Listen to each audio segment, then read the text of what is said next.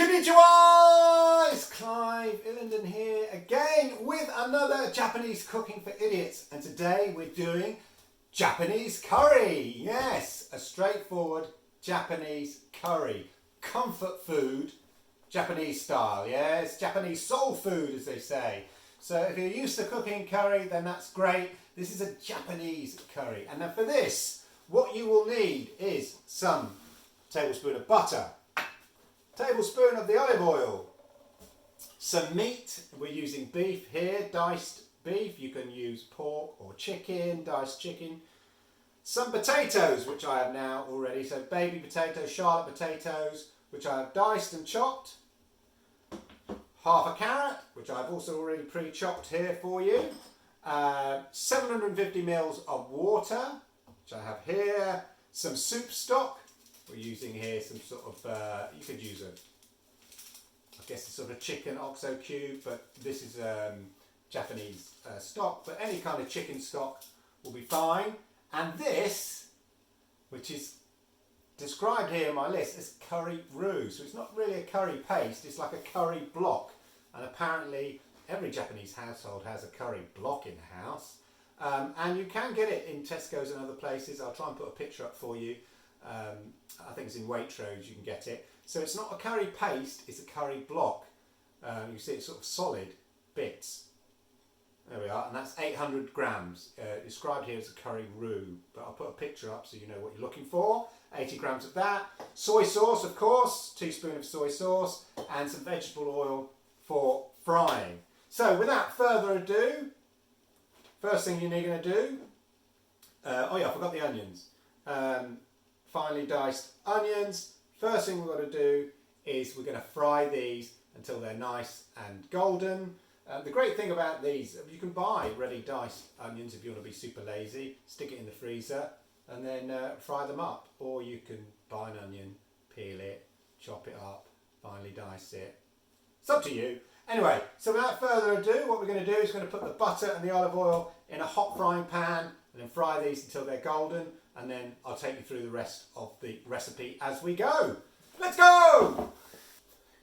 Okay, so we just add the olive oil and butter to the hot pan, which we've preheated, make it nice and hot.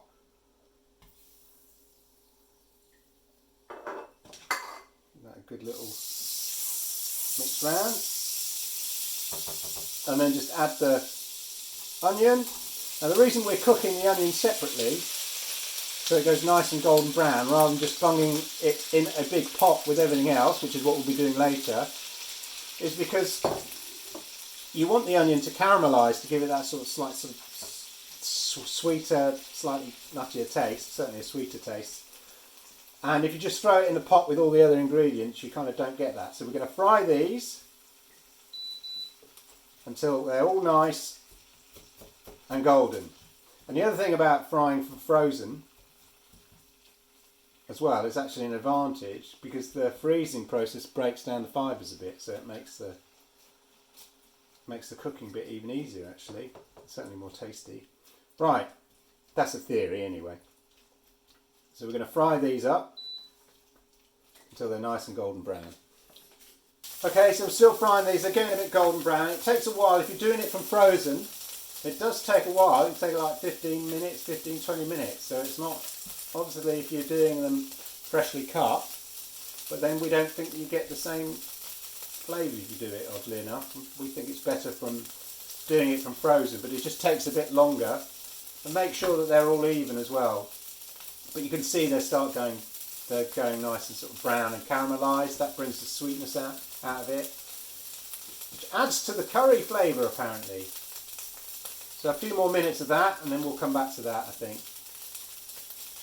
So the onions there, nice and golden brown, in fact a little bit beyond golden brown. We really caramelised them, and while we just finish that off, they're going to be done any minute now. We're going to start on the main ingredients in the big hot pan over here. So I preheated this. We're going to put about a tablespoon of vegetable oil here, sunflower oil. I'm going to do it by sight. And then we're just going to fry the old meat.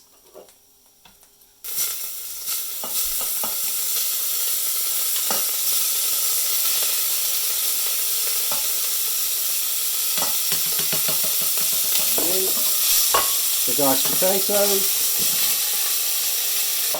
add the carrots, and fry them until the meat changes colour.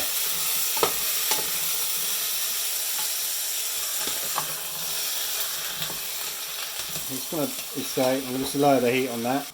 Heat that, and you can see the meat is changing colour there pretty quick.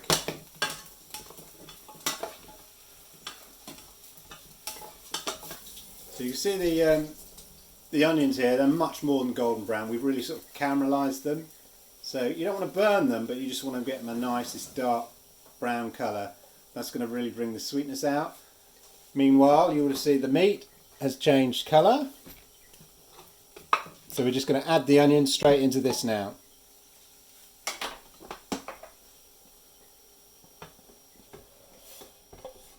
Add the onions in, give that a mix.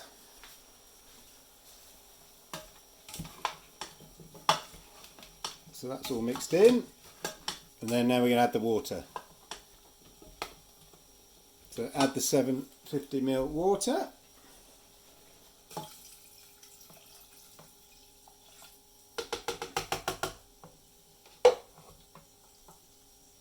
And soup stock.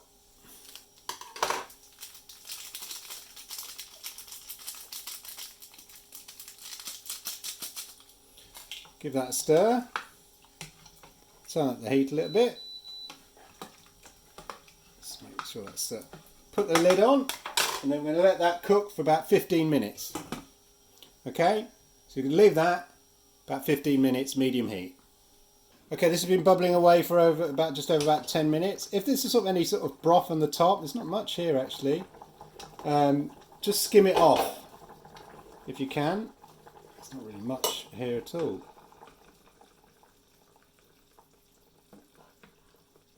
But if there was any broth, cold water. There's some bit at the edge here. You don't have to, but just so that's nearly done. We're going to have this with rice, so just make your normal rice. We're using this kind of Japanese rice, the sushi rice as normal. Do that. Watch my other videos on where I do use the sushi rice, but just follow the instructions on the pack. A couple more minutes on that, and then we'll add the remaining ingredients. And so you can see the broth here, right at the edges. Just taking that broth off. So I've just taken the broth off there. A couple more minutes. Another minute or so. Right, this has been going now for about 15 minutes. So now we're going to add the curry block. So just drop that in. Mix it in gently like that.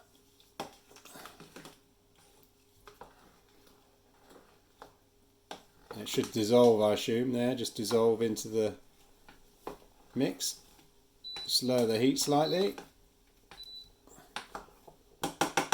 Oh, I can smell that already.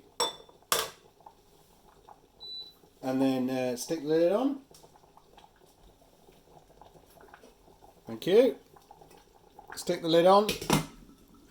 Cook for another 10 minutes. Okay, so that's the 10 minutes up there. Let's just check the old potatoes. I mean, it's looking really nice. It's smelling really nice. Yeah, potatoes are soft in the middle. That's looking yum yum. That's looking very good. Add a teaspoon of it's half a tablespoon, but that'll do. Soy sauce. Mix that in, and then I think we are ready to serve up. So let's go and plate up. Right, let's plate up. Got the rice here. Bit on the rice, bit on the plate. Yin and yang. So look at that. Looking nice. Japanese curry. Come and have a taste. いただきます。Looks nice. Cheers.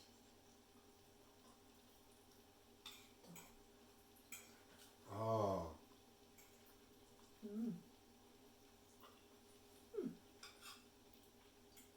That's nice. It's not like a sort of super sort of hot, spicy kind of curry. It's a nice curry. Yes. And it's a sort of similar mildness of, say, like a katsu. It's not, as I say, it's like kids like this. They love a little bit of mild curry. And if you're vegetarian or anything like that, then just replace the beef with something else. Put mushrooms in there. Yes. So your basic curry. There's lots of things you can use from the fridge. Just throw it in there. What we can do is put a bit of the tonkatsu. Yes. Might as well. Cheers. Thanks for watching. Remember, please like, subscribe, comment down below any recipes you'd like us to try. Hope you enjoyed that, and remember, if you've not watched any of my other Japanese cooking videos, there's plenty there. So enjoy! Thank you, and sayonara!